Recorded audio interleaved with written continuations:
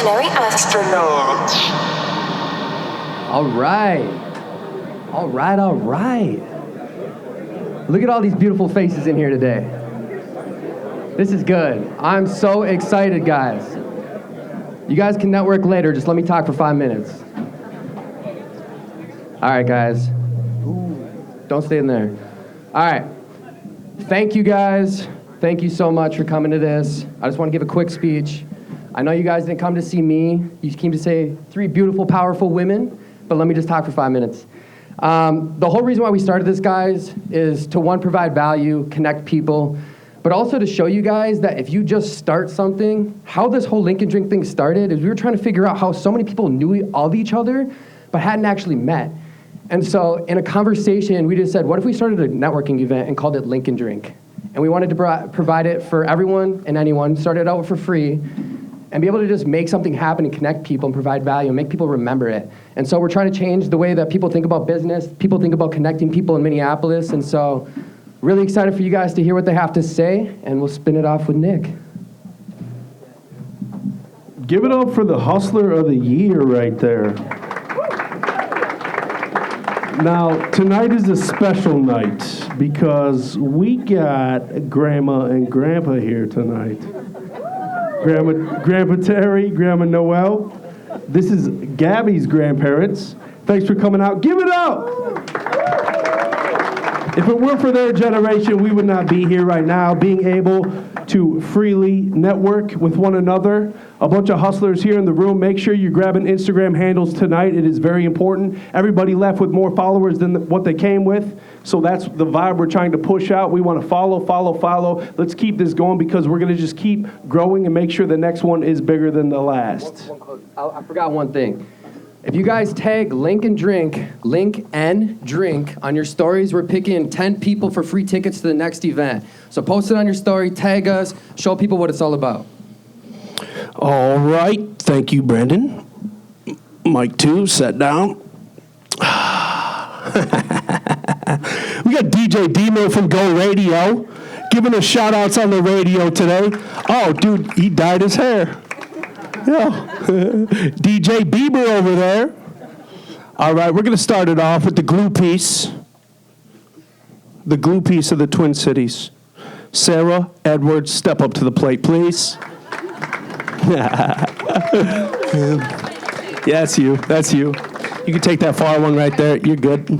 With the jumpsuit. Look at this. Good thing we brought out the red carpet because Dorothy just showed up. You ain't in Kansas anymore.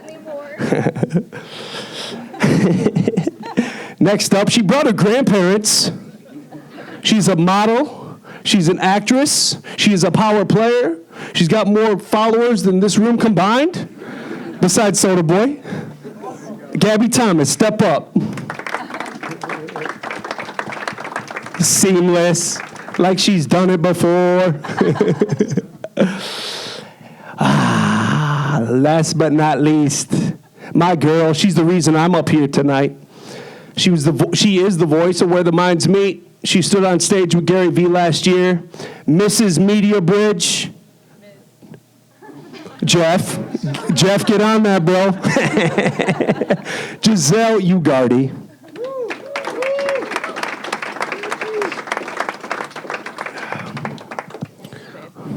I love you so much. I love you too. Okay, so I'm glad you all came out tonight, but here's the deal. I might make you laugh, I might goof around. We like to put these ladies in awkward positions because it is my job to ask the questions that some people might be too scared to ask.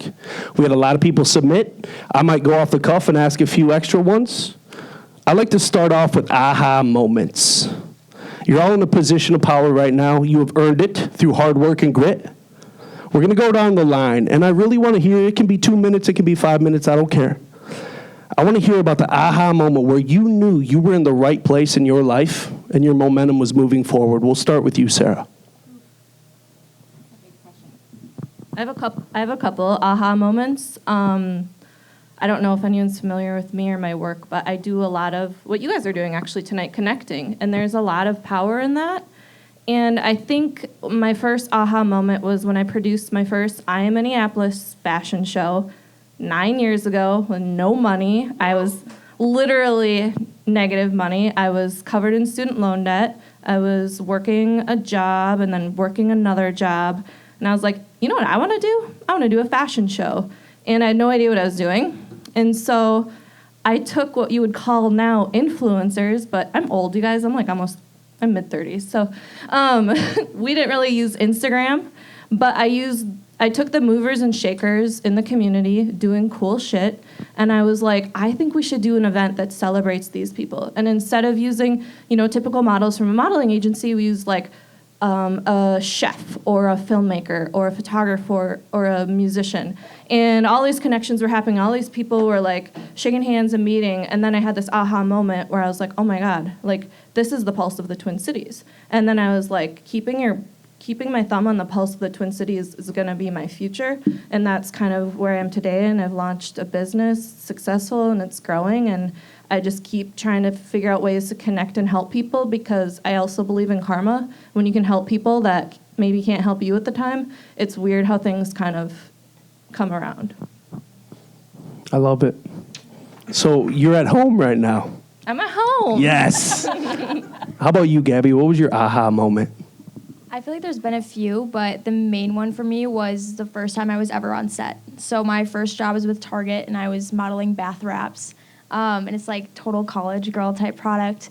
And I'm such a set junkie, and like that's where I feel most at home, like where I can interact with everyone I'm working with, and no matter who it is, and like that's where I'm my happiest. And that's where it hit me, like this is what I want to do. Shout out to Target. How about you, Giselle? Oh, man. I've had a lot of those, especially lately, and especially meeting so many of you. But one moment that stands out in my mind was after college. You get those questions from relatives that are like, what are you doing? What do you want to be when you grow up? What have you been working on? And my aunt, who was a psychologist, was kind of psychologisting me. Like, she was totally analyzing me. And she asked me, what do you see when you look in the mirror? And right away, I'm like, I see someone who's confident and strong, and I have my stuff together, and was super cocky. And I remember going home that day and looking at myself in the mirror and realizing I look at myself in the mirror all the time, but I look at everything but me. I look at my skin because I'm self-conscious about my acne and about my olive skin and being Latina. I look at my hair because at the time I would never wear curls. I would always straighten it because I wanted to be blonder. I would look at my tummy because I was self-conscious about my weight. And in that moment I realized I have been so caught up in figuring out what I want to do that I have been totally lost in who I want to be. And in that moment, it changed my reason for really everything. I realized that the story that I wanted to share the most was the one that I was hiding underneath all the makeup and all the clothes and all the jobs and all the money. And ever since then, I feel like my purpose in life, and something that I try to sprinkle into every single thing that I do, is helping people to own their stories, no matter how dark or broken or crazy that is. And for me, that was, I think, that first aha moment. And at the time, I was living paycheck to paycheck. I was single. I had no idea where my next job was going to be, but all of a sudden I was like, I got this. And it hasn't been easy, but I think I always go back to that moment and remember that even with nothing, you are everything, if you have your own back. Speak your truth. If you guys want to see the most self-aware, empathetic human being ever, go follow Giselle's Instagram. You're going to see a lot of reflectivity, and she's speaking our language as a collective, not just her own, so she's definitely not kidding there. Sarah Edwards, we got a fan question. Oh. What's the biggest obstacle you've ever overcome?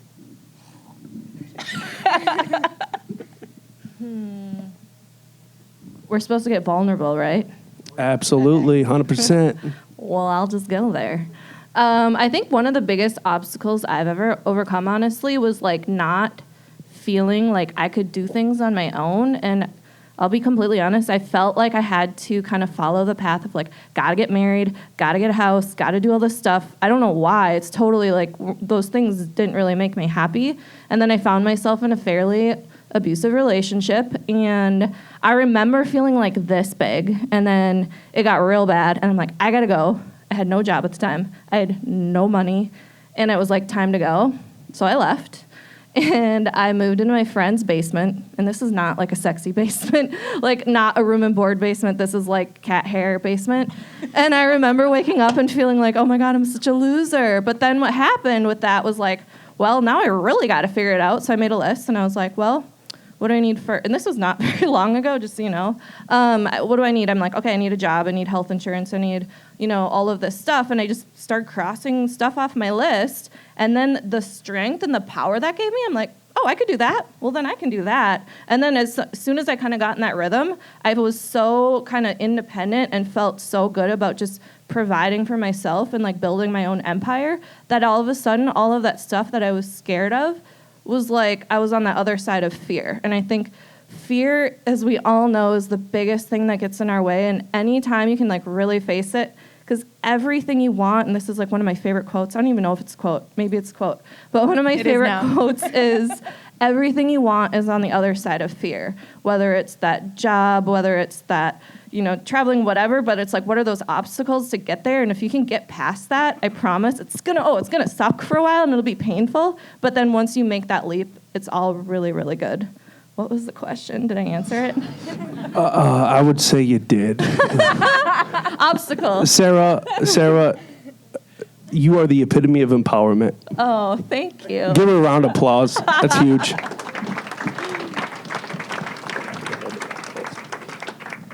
Gabby, a little birdie just spoke in my ear. Tell Gabby to hold the mic closer. We want to hear what she's got to say. I guess we're going to go to Gabby. All right. Do we have any aspiring models in here? Any at all? Soda Boy raised his hand. Hey, big boy. No, and I'm being for real. Do we have any aspiring models? Because I want to ask this question if we have some in the room. Okay, so this means value is coming out. Ooh, what's up, big boy? Damn, dude, you got yourself a future. All right. Gabby, what's the best advice for getting started in modeling? Ooh, am I holding it close enough now? Yes. Good? Okay, great. So, best advice for getting started, you just got to do it. Like, you need to start taking photos and get comfortable in front of the camera and start figuring out, what's my angle, what works best for me, what's my style. And, look at those photos when they're back and assess, next time what am I going to do and how am I going to change and see what works best for you. And once you have enough of a portfolio built up and you research some agencies, every agency has their own submission form on a website. So it's simply going on there and submitting and crossing your fingers. And if that doesn't work, you cycle back through that again. So just got to keep plugging. Value 101. And y'all are lucky because Soda Boy's in the room. We got 1 million photographers in the room. So there you go. You can get your portfolio rocking right there. Hit up Target. I hear they hire. Are they local? Giselle. About to put you on the spot. I probably should have read through these before. It's I'm all surprised good. you're not just going off the cuff. That's kind of your thing. We're going to get there. Oh, God. Give me some time, butterfly. All right. Ooh, I like this. It's going to segue from your last answer. What are you now trying to improve upon yourself? What approve or improve? Improve. I think that some people are convinced that you're either born with confidence or you're not. And in actuality, confidence and self-esteem, they're a muscle that you have to constantly be working out and breaking and rebuilding all the time. And so for me, there's always that question of, am I good enough? Or there is that comparison, whether you're following someone on social media or you have that group of friends that it feels like they are light years ahead of where you want to be.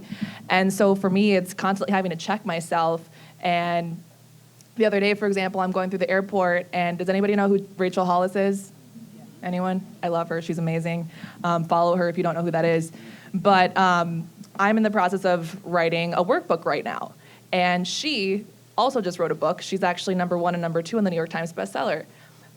2 years ago, she reached out begging for me to come to an event in Minneapolis. She had maybe like 12,000 followers. And I I was like, oh, cute, another mom blogger. Oh. And I was going to go. I didn't end up making it. But fast forward 2 years, she's been busting her ass. And she has 1.5 million followers now and 2 books on the New York Times bestsellers list. So on the one hand, I'm like, this chick, like how did she do that? And why do I even try? Her book has the exact same types of lessons and church that I'm trying to preach. And by church, I don't mean Jesus. I mean like, get your shit together. Why do I even bother? Someone's already doing it, and she's doing it really, really well, and she's doing it with 4 kids, and she's doing it with a husband, and like, why should I even do that? And then that's when I have to check myself, and I have this exercise that I do every night where I go, okay, this is my excuse, but what am I actually in control of? And what does this actually mean for me? So when I see another woman or another person doing what I want to do, that can't be me going, okay, I shouldn't do that. That, if anything, is evidence that if they can do it, so can you.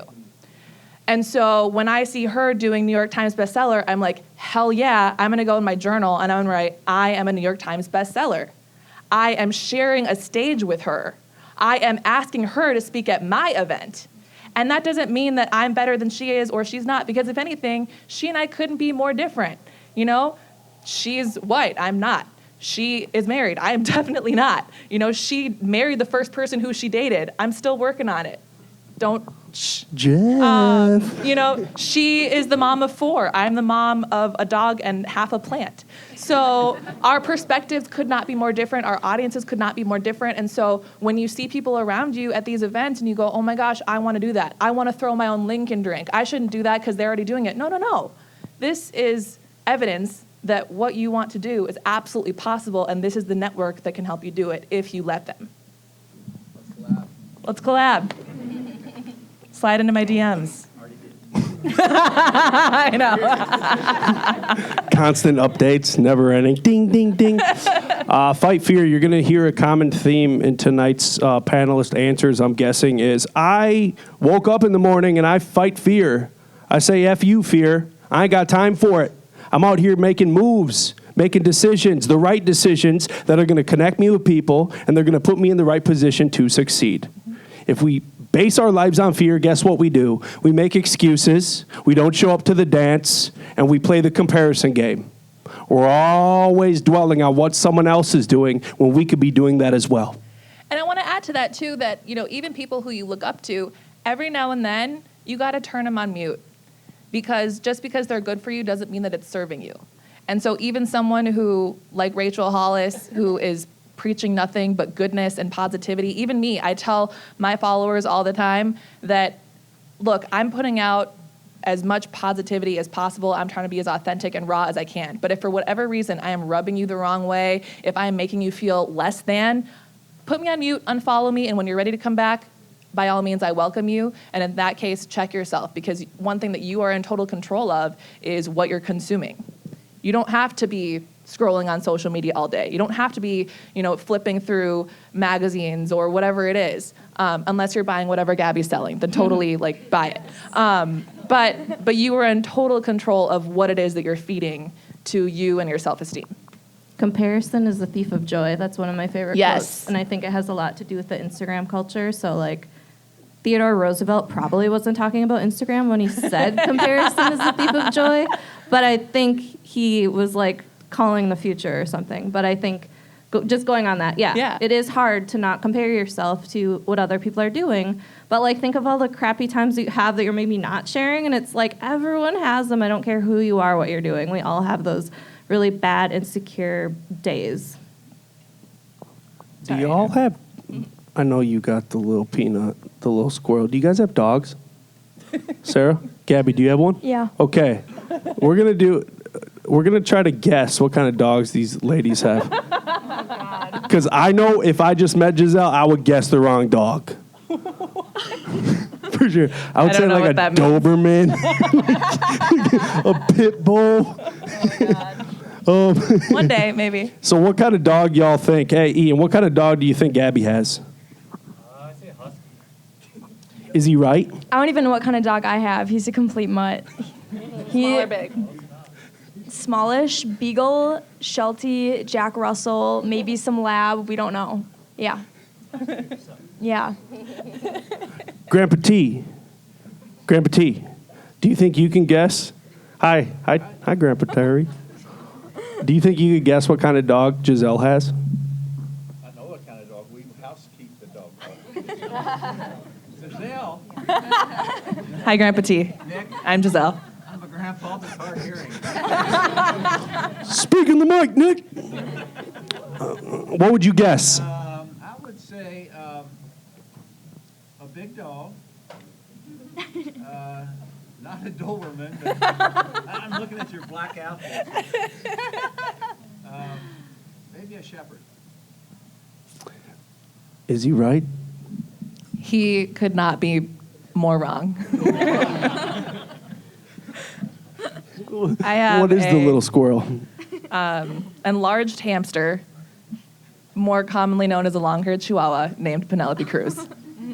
Yeah. I set it up for that, Brando. Sarah Edwards, what kind of dog do you have? I have two. Hit us with them.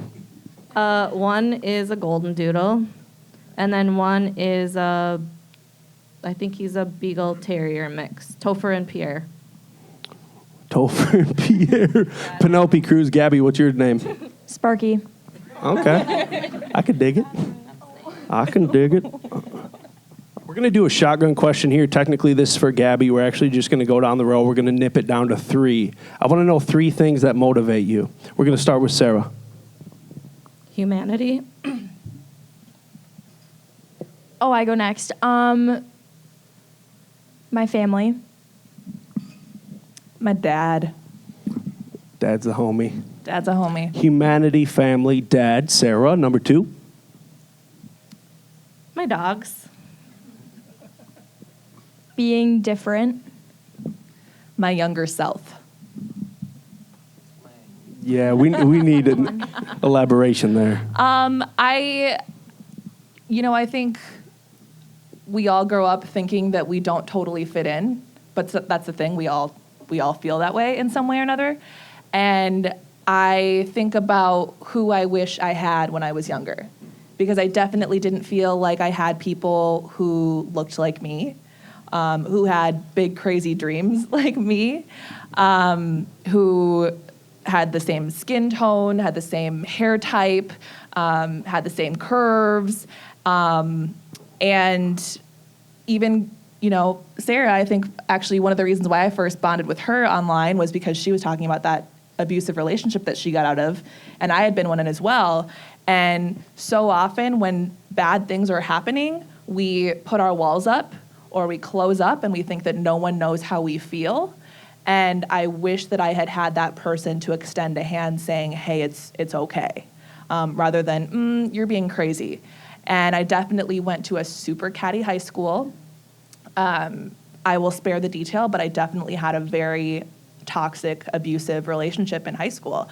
And unfortunately, it was a situation where we didn't have Me Too back then. And so when I would try to tell friends what happened, they would say, oh, well, you deserved it. Or, well, that's what you get for hanging out with older guys. Or, well, whatever. And all of a sudden, I became the person who brought that upon myself. And that was blame that I held for so long. Or even, in the industry that I'm in, being so competitive and thinking that it's so backstabbing and that it's so cutthroat. But it really doesn't have to be that way. Like, it doesn't have to be competitive. And in fact, there is room for you to succeed and do really well. And everyone's level of success is different. I didn't know that either. I thought everybody was going after the same thing. But there are some people that would very happily live in the middle of nowhere in a tiny little house or their car and be really, really happy. And happiness comes in all different forms, like I could go to Brugger's Bagels and someone could be making a sandwich, and to them, they're like, I'm making a sandwich. But to me, I'm like, you just made my day. Carbs, that is the best thing ever. You're feeding the world.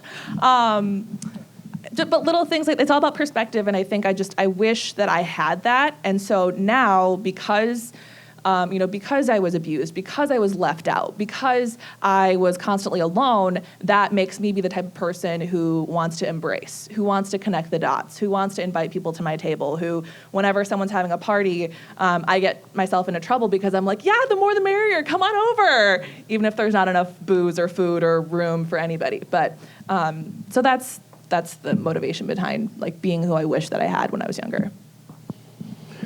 Empowerment. Just a common theme.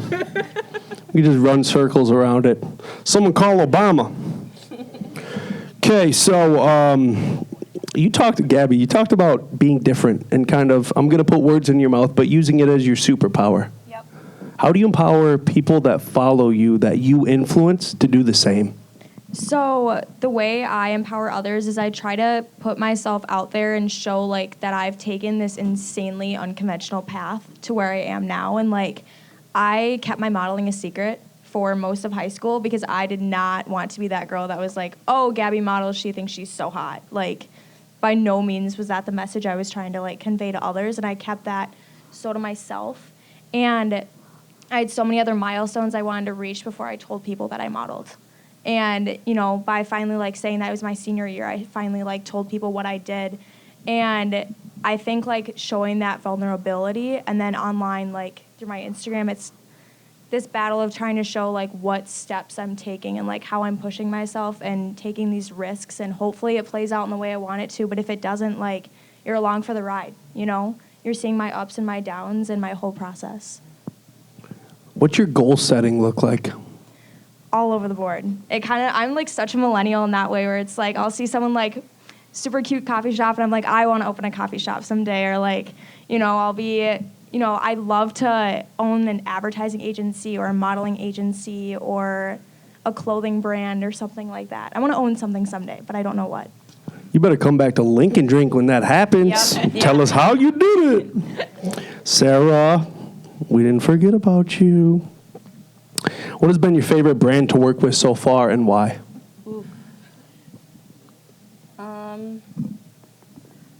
It's funny. I'm going to answer your question by not answering your question.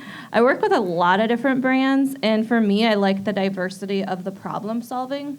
So I own my own experiential marketing agency. We do a lot of social, a lot of photo shoots, video shoots, a lot of events, but like my favorite thing is to connect the dots. The funny thing is when I was writing my business plan, the woman that I was meeting with, this consultant who is, very experienced, she told me that I didn't have a business. And so now, like 2 years later, and I have like 5 employees, I'm like, I think I have a business. And it was funny because it didn't make sense on paper to her. But I think for me, my favorite brands are all of them because I connect them all the time. I love working with Bumble because they're all about female empowerment. I love Jaguar Land Rover because the cars are very sexy. And the people actually are probably some of my favorite people that I work with. And they were actually one of the first brands that took a chance on me. The GM just kind of saw something in me and said, I'd like to try working with you and see what that was, which is very unconventional. And I really like working with the Canopy Hilton Hotel. I'm sorry, I have some. Mall of America is really fun too. Macy's, I don't know. I like all of them. To piggyback on that, I'm going to ask you all a question. Has there been a moment when you're working with a company, and I'm sure a lot of us have been in that regard, where it just soured you? It was just and it might have been an employer, a company you worked for, but where there was just a moment, whether it was with a boss, a person higher than you, a general manager, that just soured the experience for you. And you might have put in your 2 weeks that day. But can you kind of tell us a story? We like stories around here. I'm a podcaster. I like stories. Sarah, you're nodding your head. I think you have one. I have one. And it's actually something that, honestly has saved my career in a way. I was interning a long time ago, 11 years ago, as a marketing intern at a very, very large mall in the Twin Cities, if you can take a guess at what it was. And I interned there, and I was working my butt off, and I loved my internship. It was like I had made it. I was interning. It was like what I wanted to do. I had my whole path in front of me. And then how it worked is they can't just hire you because they like you. It's kind of a corporate process, so there has to be an official opening and all this stuff. Anyway, there's an opening. I'm like, oh my gosh, I'm gonna get it. Like, they love me. They keeping me on for this internship. And then when they found out I didn't get it, I was so sad for like a week. And then the worst part is I had to train in the gal that was taking the position I wanted on like 80% of the work that I'd already done. Flash forward, if I hadn't like not got that internship, I wouldn't have went and slung beers, and I wouldn't have learned how to like deal with people, and then I wouldn't have learned this and that and the other thing, and all these crappy jobs I have in between that taught me the skill set that I am now. And the funny thing is, now I'm working with the company I just talked to in a much bigger way than if I would have stayed there. And my point of that is, don't burn bridges, especially in this town. It's way too small. You never know when you're going to walk into a room and you're like, oh yeah, I'm glad I didn't tell that person to F off, because now we're going to collaborate on this photo shoot or whatever. So it's like, if there's any advice, it's like, be humble, be kind, do the work, show up. And like, things aren't always going to be, and there's going to be things out of your control. It's a bummer, but like, hold your head up high and know, like, and I'm not going to say that whole cheesy, like, everything happens for a reason, but I do think all these random skills you're building up along the way that you think might not matter are all going to like have a place in your future, and you're not going to know, but all these dots are going to connect, and then you're going to have your aha moment, and you're like, oh, I'm here where I'm supposed to be. And it's because of that crappy job and that crappy boss and this thing that I didn't like, and I hated that job, but now I'm here, and it's kind of cool. Almost like there's a silver lining to life. A silver lining. It's definitely like this. I would hope we all believe in silver linings. Bad things happen in our life, but it sets us up for better shit to go down, right? Yep. Okay. I was hoping you'd be louder. Giselle, how about you? Shitty moment at work? Well, speaking of a small town,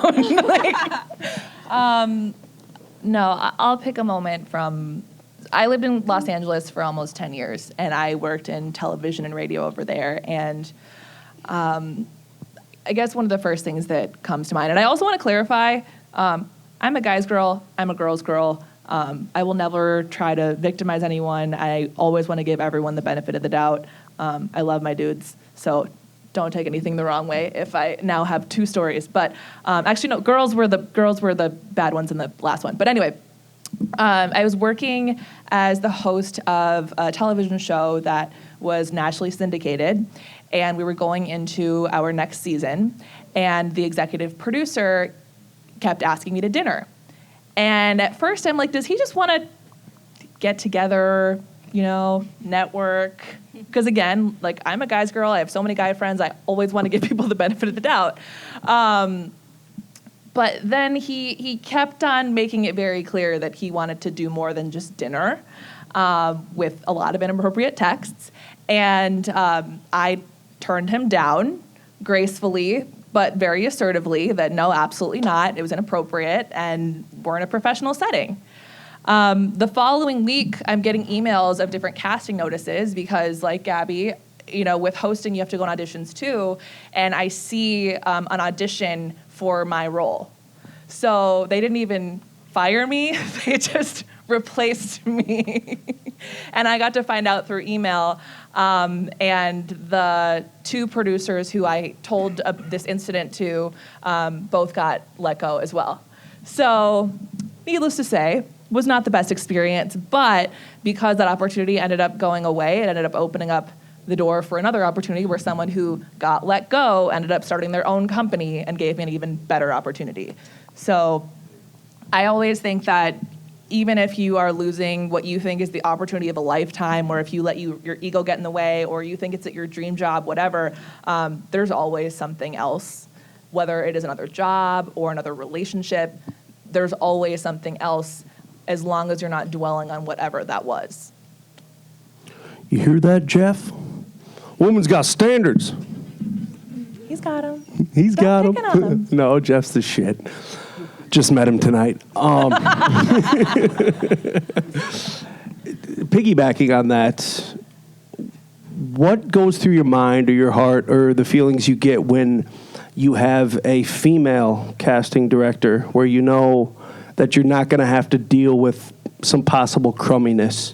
Is there like a breath of fresh air when you discover that it's a female hiring? Never, because you never know what you're walking into. And if anything, I think that I sometimes still have to train myself to not have my walls up with anybody because I grew up in such a catty setting. And there definitely still are people who, whether female, male, anywhere in between, they will reflect their insecurities off of you.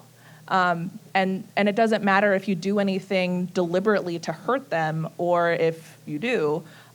So it's never a breath of fresh air. You should always be on point no matter what. But I do think that one thing that I did learn from that particular audition is, again, I was trying always to have the perfect hair and the perfect makeup and to be the perfect, size 2 or 4. And I was so concerned about what I looked like rather than what I was delivering. I wanted to say every single line perfect. I wanted to have, every single thing in the script just, seamless. And what I ended up finding out was the auditions where I was imperfect were the ones that I ended up booking. The ones that I went into going, I'll never get that, so I'm just going to have fun, were the ones that I ended up booking. To this day, my face is on a proactive vending machine. And I remember going into it going, they want someone who has clear skin. And they said that in the description of who they were casting for. They wanted someone who was of influence. I had, 2,000 followers, and there were people who had 1 million in the audition room. They wanted someone who was comfortable without makeup, which I kind of was, but at that point I was, and still am, always wearing full coverage makeup. So to have to take off my makeup and show that I was actually struggling with acne and breaking out, and going into the audition saying like, hey guys, I don't have perfect skin, just want to put that out there. My roommate would be way better for this job, but I'm kind of new to this thing, so let's just go with it.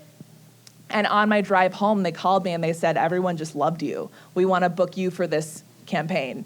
And it was, I think that was where it started chipping away at me, where I realized like, oh, so what they're looking for is someone who is real and relatable, not perfect. And that's when I started to kiss this irrational idea of perfection away. And that's something that I think a lot of us struggle with, is just this, well, I'm not good enough yet, or I need it to be perfect. And someone gave me the example of like, well, do you remember what the first iPhone looked like? What if they didn't release the iPhone until now? Like, no. And so if you keep waiting for whatever that moment is going to be of perfection, then you're just never going to do it.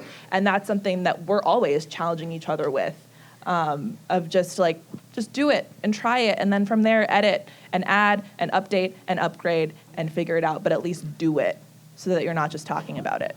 Every time I hang out with you, I can literally just get up and go run through a wall. Damn. Better watch out. Hulk's coming through.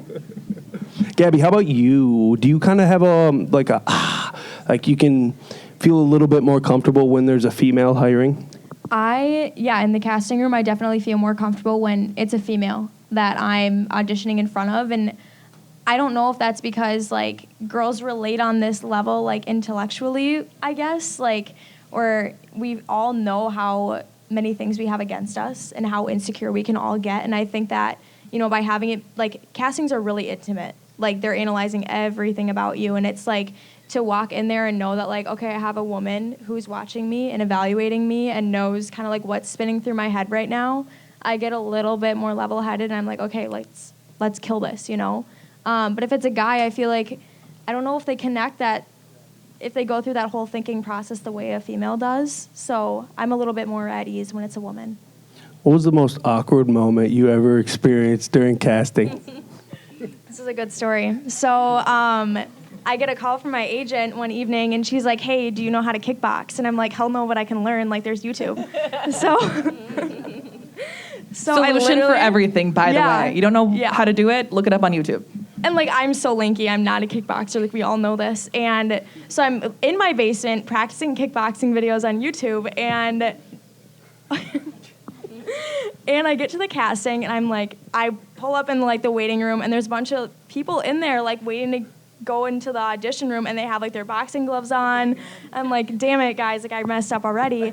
And I get in there, and I'm like, I felt so awkward because I was like, this is botched already. So I was like, okay, first rule of kickboxing, like, everyone up. We're all going to stretch together. And, like, I get the whole, like, crew of directors, like, up stretching and, like, doing it with me. And yeah, and then I started kickboxing towards the camera, and it was great, and it went super well, and I got a call back. I didn't get the final job, but I got called back, and that was pretty dope. So, yeah. Empowerment. Yeah, no, Yo, we're all gonna do some jumping jacks real quick. I hope that'll get me the gig. Sir, how about you? Is there Akko Taco moments when you got to deal with dudes?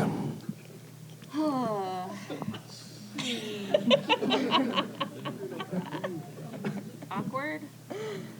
I think people would be surprised to know like how different my days are, but I don't change myself depending on my day. Like I will be out meeting with literally corporate executives at 3 a.m. and I show up like me, like maybe not quite all the way me, but pretty close. And I think what happens sometimes is first people are like, okay, like I'm not gonna take you seriously. But then like I'll start talking and it's like being able to connect.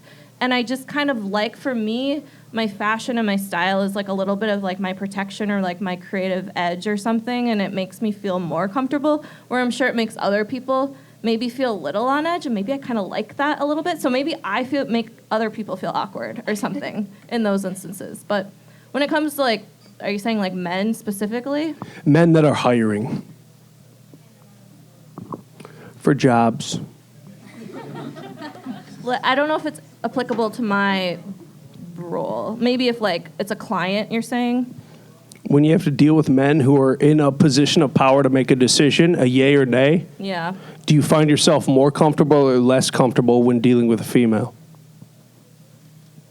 I don't think I have a, like, I think everyone is just so different. It just doesn't matter, but. Do you think your time in the industry has shaped that and allowed for your confidence to shine? Oh, yeah. I mean, if you were to ask me this however many years ago, I'd have been terrified of literally everyone. But I think as you get older, and like, if anyone knows this about me, I have like a personal passion for like the senior community. But I think what I like about that is that as people get older, they tend to just not care as much about what people think, and I just think that's so empowering. So sometimes I'm like, I always play like my worst case scenario, and I'm like, the worst case scenario is never really that bad, so I'm just gonna roll with it. And I think that is kind of just enabled me to not feel awkward or, you know, in those situations. Grandpa T, did you hear that? Did you hear that? He's like, no, Nick, I didn't. I did not. La, la, la. Noel's right here. Nick, pipe it down. I want to ask this one, and I'm not going to, sorry, Gabby, I'm going to exclude you because you are a young up-and-comer. Thanks. No. Y'all two are seasoned vets. Because I really want to hear this. If you could go back and change one thing about you, fuck it, we're going to throw Gabby into this too. Please. If you could go back and change one thing about your career, what would it be and why? Giselle? I would have gone after a mentor sooner. I think I didn't, in part because I didn't want to inconvenience anybody. There was, especially I think living in Los Angeles, I think, but really anywhere, I think I didn't want to feel like someone was, I don't know, taking on this community service project to help me out. And I also felt like, again, that the environment was really catty. And so if you were asking someone for help, and whenever I would ask for advice, they would give me like very short answers as if they didn't want to reveal the secret because everyone was in competition with each other. And again, being that person who I needed when I was younger, now I'm someone who, if someone is asking for help or if I hear them talking about something and it sounds like they might have commonalities with someone who I know, I'll connect them. And you guys are evidence of that. And so I think part of it too was also I had pride, was once I felt like I had so many doors shut in my face that I wanted to do it all by myself. And luckily I did, but now I feel like my career is going significantly faster and I'm a lot happier because of a moment in September when I sat down with my now boss, who it was just supposed to be a networking event, and the two of us were just gonna grab lunch and talk about how her business and mine could potentially collaborate. And what ended up happening was she was the female mentor that I didn't know I needed. And because I had an open mind and so did she, we just had this moment where it was supposed to be a 30-minute lunch and it turned into like a 2-hour afternoon exchanging numbers, texting nonstop for days. And then all of a sudden it turned into a dream job that I didn't know I wanted. And so I just wish that I had leaned on people sooner. And I'm super grateful too that now that I am back in Minneapolis, which it's really hard to make friends here, you guys. It's really hard. A lot of people like to keep to themselves, or the first question they ask you is, where did you go to high school? Bumble BFF. Sorry. Yes. I had to. Yeah. No, totally. Absolutely. Please do. And so for a very long time, all of my friends were guys for like the first 2 years that I was here. And I really had to make a conscious effort to put myself out there and voice myself to other people who were around me. And so I wish that I had done that sooner, and rather than being afraid and waiting for someone to extend their hand out to me, asked for what I wanted. Was that the birth of you at Media Bridge? That was the birth of me at Media Bridge. Tracy Call. She's amazing. Now she flies you everywhere. I love her. You're never home. Giselle, can you come here? I won't be home. I like to travel. Can't do it. Oh, Gabby. In your young career, what is one thing you wish you could go back and change, and why? My parents are going to be too happy about this one, but I wish I didn't go to college when I did. I'm currently online at Colorado State, and it has been such a godsend to give me the flexibility of working full-time and juggling a million things and then coming home at night and doing my classes. But this is my third school. So I was at Iowa State and then moved back to the cities to go to St. Thomas to get closer to my work instead of driving home every single weekend. And then St. Thomas really messed me up because their attendance policy of you miss 3 classes, you get an F was not sitting well with my work schedule. But yeah, so I kind of just wish I went right to online, or I took a break, because I felt like the time when I went to college is when I was like full force, like, let's do this. I'm so ready. Things were kicking off, and I kind of had to put the brakes on a little bit. But yeah, things are coming back now, but I'm very thankful to be online finally. Well, a couple of college dropouts put all you guys here. Joke's on you. Show of hands, how many college dropouts we got in here tonight? Uh-huh. That's a lot of hands. Y'all are lying back there. Y'all are lying. How about you, Sarah? What's one thing you wish you could go back and change, and why? I feel like I'm going to keep frustrating you because wouldn't want to change things, because kind of like I said before, like all these weird things that happen and experiences have kind of helped me get here. Like something that taught me humility, or this crappy job that I hated going to taught me resiliency. You know what I mean? So it's like I need all of those qualities now, and if I would have just been like happy and like, you know, whatever, I wouldn't have grown. And I think anytime that we're like uncomfortable or in pain or whatever, we grow from it. So like my team thinks I'm absolutely insane and I drive them crazy, but I never want to be comfortable. As soon as we're comfortable, I get like this. So, and then they're like, well, everyone else is doing it this. I'm like, then I don't want to do anything like that. And so it's like, when you're constantly pushing yourself to these uncomfortable situations, you hate it, but then after you like get through that uncomfortable situation, you can grow a little bit. So like, I don't know. I mean, I had a crappy internship unpaid at the Better Business Bureau that if I would have said, 10 years ago, why am I here? But I had to sit next to this guy, I swear to God, he burped all day long, and I had to just sit there and pretend like I didn't hear because I was like the lowly intern. But I'm like, that taught me, I don't know what that taught me, honestly, but like I'm here today and I stuck it out through that crappy internship and I showed him that I could finish something. So it's like, I don't know.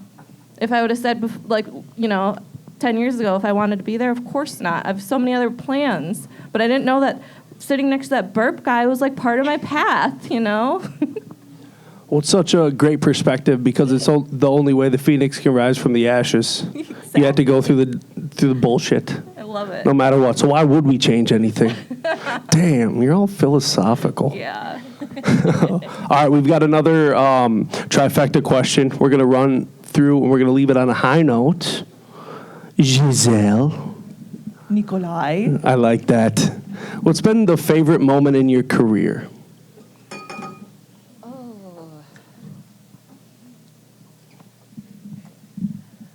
Okay, this is supposed to be a Spitfire question, or can I tell the story? I mean, you can spit on me if you want, Okay. but it's not going to get us anywhere. This is going to sound kind of crazy, but the best things in my life have happened after breakups. I don't want to break up with you, by the way. Yeah.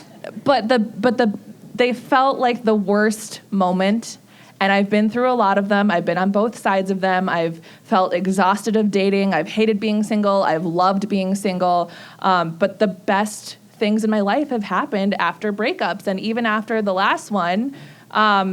After the last one was when I discovered who Gary Vee was, and then Nick found me, and then I ended up opening up for Gary Vaynerchuk. That was amazing. And after my last one, I discovered the confidence in me to start my own company. And after the last one, I started randomly following a lot of people on Instagram, one of whom is my now boyfriend.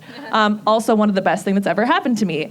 But I've found, I think that a breakup, whether it is a relationship or you're breaking up with friends or you're breaking up with a job or maybe you're breaking up with your former self, because there are definitely ages where I really wish I could go back and punch myself in the face. It is the most incredible opportunity for you to look at who you are, what you want, what you can do better, and how much powerful you are. And I think every single time that you go through a breakup like that, and you pick yourself up again, that makes you realize oh my gosh, I did that? Then I definitely can do this. And so even now, when I first went through my first few breakups or heartbreaks, it was I'm so scared. I don't want to put myself out there. I don't want to get hurt again. But now I'm I can love wholeheartedly because I know that I'm going to get my heart back. What's going on over here? What did I miss? Oh. Yeah. Did y'all follow her on Instagram? Did y'all follow her on Instagram? But 10 minutes ago. Yo, shout out Leg Drake. It's totally true. Where I will have friends who will make fun of me because I will put my whole self out there, whether it is on Instagram, in a boardroom, in a relationship, and they're you're so naive, what if it doesn't work out? Yeah, but what if it does? Then hell yeah, it did it. And I know that I'm still going to be myself when I leave that room or leave that relationship, which, again, I don't want to leave the relationship. Jeff, we love you. But yeah, it was not anything. So breakups are the best. And I think those are the best things that have ever happened to me, even though they sucked in the moment. That wasn't a spitball. That was one of my older cousin's loogies. That thing was so long. But you ate it. I know. Gabby, how about you? Can we get a spitball out of you? Nope. So, wait, what was the question again? My greatest moment, pinnacle in your career. I think it came this past summer, so a year ago. It wasn't even my career, but it was the thing that helped my career and allowed me to jump. Was finding the right group of people to support me and that understood my vision and that weren't trying to make me stray from my crazy little path. I feel before that I never had the full support of my craziness from my friends, and I thought it was always trying to be contained and okay, you need to chill out. Yeah, that's great, but it won't happen. Or but yeah, I feel this past year I've found those friends that can embrace whatever I'm doing and push me to be the best I can be, and without that, I would not be where I am right now. That super support network, the yes Exactly. people. People say don't surround yourself with yes men. Bullshit. No, I need that. Surround yourself with people who say go get it. Okay, I'll jump off that cliff with you. We grew up hearing our parents say, well, if they're going to jump off a bridge, are you going to do it too? Well, if they're going doing big shit, yeah, I'm going to go with them. Absolutely. Sorry. Got a little fired up. But you disagree with me all the time. Well, I mean, So there's a fine line with the yes thing where I'll call him and I'll be am I totally out of line? And you'll be yes. We'll talk off air. Sarah, how about you? Pinnacle in your career. Okay, pinnacle in my career. I'd say probably a lot of people in this room are hustling and doing a bunch of shit, and you want people to eventually pay you to do the things that you're really good at. And I'd been doing all of these events for years, and I just wanted someone to pay me. And so recently I got paid like good money to produce an event that I've always wanted to do. And the concept was, it was connecting artists and nonprofits for a grand opening of a hotel. And the concept was, instead of buying art with money, you can only buy art with acts of kindness. But it's also important for me and my values to pay artists. So I got the sponsor to pay the artists good money, and then the artists got to pick a nonprofit that they're passionate about, and then people got to come to the show for free and bid on art with kindness. And it was really cool. And that was my job. That was my work.